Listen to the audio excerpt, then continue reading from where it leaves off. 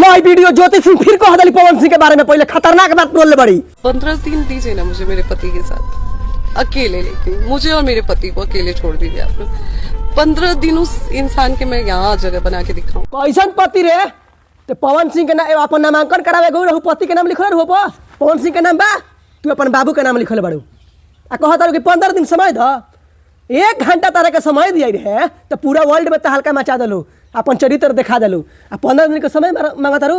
अरे 15 दिन में तो कह देना तू कटवा के डराम में फेंकवा देबू, तू बंद कैमरा में तारा के 15 दिन के समय दिया जाई तो तू पवन सिंह के तू क्या कर देबू? तू छुड़ा छिपा कर रखल, छुड़ा सब मार सकता रू, कोनो चीज कर सकता रू। तारा के 1 मिनट तारा को हम ना दिया, तू ढेर बर्बाद कर दिल बड़ू पवन सिंह के। आ चलल बड़ू कानून बतियाबे, अब पति तहर ना हवे, एगो दिमाग में बैठा ली हो, तू दिल में उतार दिल बड़ू आ नामांकन करा गई बड़ू आ बाबू के नाम लिखत रहू आ कहत रहू कि हमार पति हवे पवन सिंह।